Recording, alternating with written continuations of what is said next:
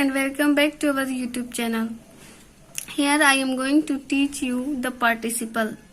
Participle is the part of non-finite verbs, and I have already told you about infinitive, and here I am going to tell you about participle.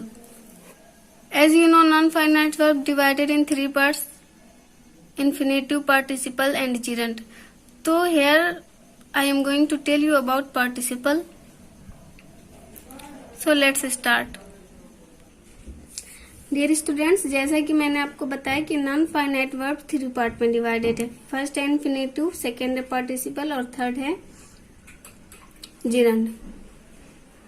तो मैंने आपको infinitive बता दिया है. इस video में मैं आपको बताऊंगी पार्टिसिपल क्या होता है. ठीक है, तो पार्टिसिपल वर्ब से बनता है. पार्टिसिपल जो है वर्ब से ही बनता है, लेकिन वह वर्ब के अलावा किसी सेंटेंस में एडजेक्टिव का भी कार्य करता है. ठीक है, और एडजेक्टिव की तरह यह नाउन या प्रोनाउन को क्वालिफाई करता है. उससे हम क्या बोलते हैं? Participle. For example, burning child. Burning child, अगर मैं यहाँ पे बोलती हूँ बर्निंग चाइल्ड, तो यहाँ पे बर्निंग जो है हमारा, बर्न से क्या बना है? हमने बर्निंग बनाया है, आईएनजी लगाया है. तो ये क्या हो गया? वर्ब हो गया है. वर्ब हमारा क्या होता है? एक्शन वर्ड होता है ना. लेकिन जब हम वर्ब को पार्टिसिपल में बनाएंगे, पार्टिसिपल में पढ़ेंगे, तो वर्ब से ही हम पार्टिसिपल बनाएंगे, लेकिन इसका जो मीनिंग है वह चेंज हो जाता है. तो यहाँ पर हमने बताया कि यह एडजेक्टिव का काम करेगा. तो बर्निंग का मतलब हो जाएगा जलता हुआ, है ना. बर्निंग चाइल्ड, जलते हुए बच्चा. तो अब यहाँ बच्चे की क्वालिटी क्या है? कि वह जल रहा है ना. तो यहाँ पे बर्निंग हमारा क्या हो जाएगा? पार्टिसिपल हो जाएगा, और यह किसी भी सेंटेंस में एडजेक्टिव का कार्य करता है.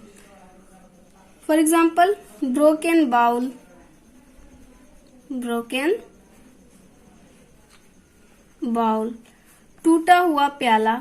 अब यहाँ पे ब्रोकन हमारा चूंकि क्या है? वर्ब है, लेकिन यहाँ पे हम इसे वर्ब ना कहकर एक्शन वर्ब इसको नहीं कहेंगे. यहाँ पे यह हमारा वर्ब तो है, लेकिन कौन सा? ये किस में है? पार्टिसिपल में है. और यह बाउल की क्वालिटी बता रही, कैसा प्याला? तो टूटा हुआ प्याला.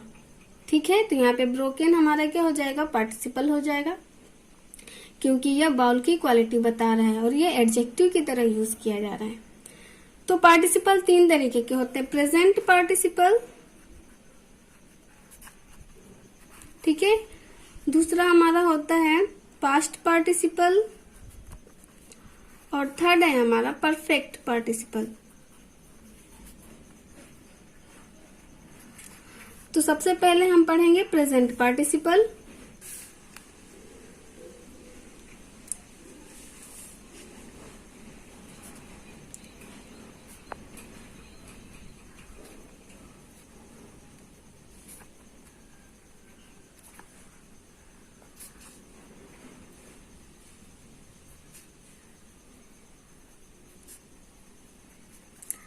प्रेजेंट पार्टिसिपल में हम वर्ब से ही प्रेजेंट पार्टिसिपल बनता है. तो वर्ब का इसमें हमारा फर्स्ट फॉर्म होता है प्रेजेंट पार्टिसिपल में, और हम उसमें आईएनजी लगा देते हैं. एग्जाम्पल के थ्रू हम इसे समझते हैं. Seeing the lion.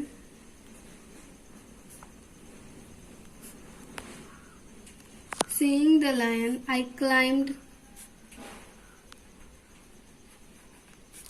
Up the tree.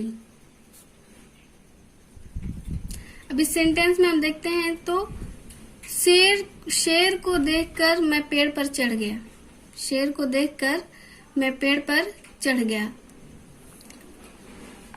तो यहाँ पर मेरी क्वालिटी क्या है? देखने की है, देखकर. और यहाँ पे जो बातें की जा रही है वो प्रेजेंट में की जा रही है ना. मतलब जैसे ही वह देखा, देखते हुए, शेर को देखते हुए वह पेड़ पर चढ़ गया. तो यहाँ पे जो हमारा सीइंग है वह प्रेजेंट पार्टिसिपल में यूज किया गया है, और यह यहाँ पर एडजेक्टिव का काम कर रहा है. ठीक है, तो ये हमारा seeing the lion, I climbed up the tree, यह हमारा प्रेजेंट पार्टिसिपल में है. At the same way, entering the room.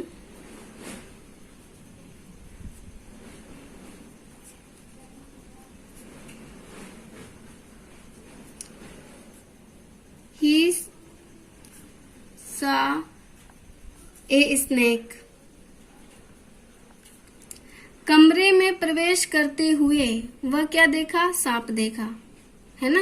तो यहाँ पे जो वह बात कर रहा है किस में कर रहा है? प्रेजेंट में कर रहा है, कि मतलब प्रवेश करते हुए मैंने किसको देख लिया? सांप को देख लिया। तो यहाँ पे जो हमारा इंटरिंग है वह क्या है? प्रेजेंट पार्टिसिपल है। यह इंटरिंग यहाँ पे एडजेक्टिव का काम कर रहा है और ये प्रेजेंट को शो कर रहा है, प्रेजेंट की बात को शो कर रहा है। तो इसे हम क्या बोलेंगे? Present participle. अंडरस्टैंड। अब हम बात करते हैं पास्ट पार्टिसिपल की। अब हम बात करते हैं पास्ट पार्टिसिपल की। पास्ट पार्टिसिपल में वर्ब की थर्ड फॉर्म आती है, ठीक है। जब हम पास्ट पार्टिसिपल की बात करते हैं तो इसमें वर्ब का थर्ड फॉर्म यूज किया जाता है और इसमें जो काम है वह बहुत पहले ही हो जाता है, ठीक है। मतलब पास्ट टाइम में होता है, इसलिए हम उसे पास्ट पार्टिसिपल के कैटेगरी में रखते हैं और उसमें वर्ब का थर्ड फॉर्म यूज किया जाता है। एग्जाम्पल के थ्रू हम इसको समझते हैं।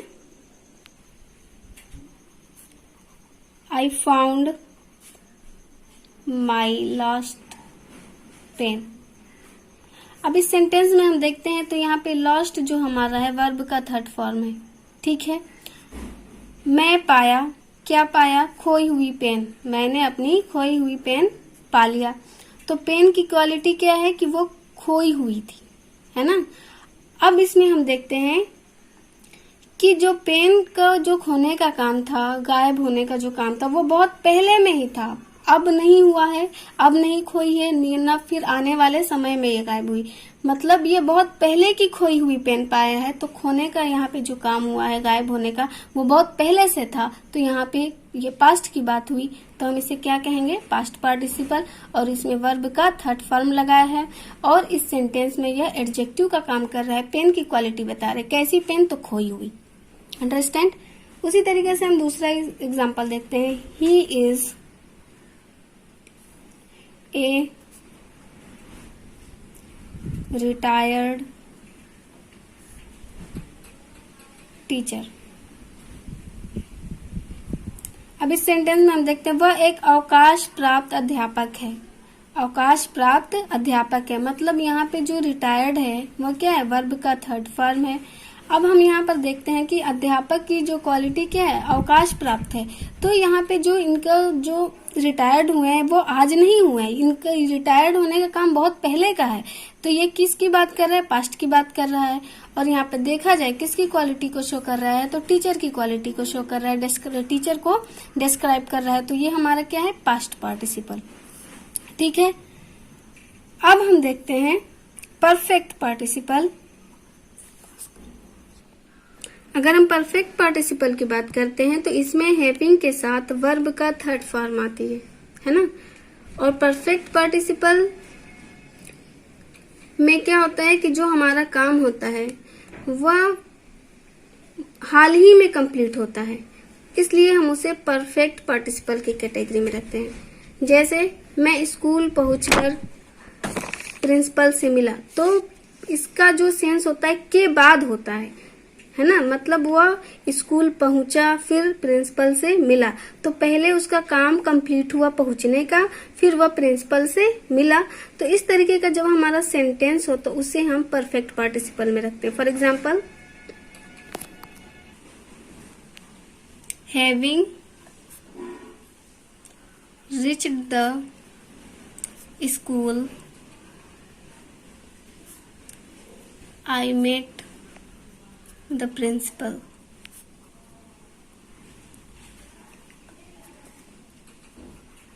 अब इस सेंटेंस में हम देखते हैं कि स्कूल पहुंचकर मैं प्रधानाचार्य से मिला।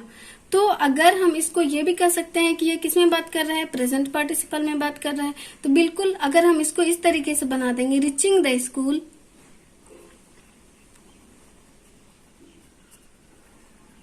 Reaching the school I met the principal। हम इसको ऐसे भी बना देंगे कि स्कूल पहुंचकर मैं प्रधानाचार्य से मिला। तो इसको हम क्या कैसे बनाएंगे? सेंस के अकॉर्डिंग बनाएंगे। इसमें एक भाव होता है। अगर हैविंग रिच्ड है कि स्कूल पहुंचकर मैं प्रधानाचार्य से मिला, तो ये हमारा क्या हो जाएगा, परफेक्ट पार्टिसिपल हो जाएगा। लेकिन इसमें जो सेंस होता है हिंदी में वो क्या होता है, के बाद, मतलब पहुंचने के बाद वह प्रधानाचार्य से मिला, ठीक है, परफेक्ट पार्टिसिपल में। और जब प्रेजेंट पार्टिसिपल की हम बात करते हैं, reaching the school I met the principal, school पहुंचते हुए मैं प्रधानाचार्य से मिला, मतलब पहुंचते पहुंचते वह प्रधानाचार्य से मिल लिया। अगर हम परफेक्ट पार्टिसिपल की बात कर रहे हैं तो इसका मतलब है के बाद, मतलब स्कूल पहुंचने के बाद मैं प्रधानाचार्य से मिला। समझ में आया? वैसे ही हम एक दूसरा एग्जांपल लेते हैं। Having finished her work, she went to sleep। अब इस सेंटेंस में हम देखते हैं हैविंग फिनिश्ड हर वर्क, वह अपना काम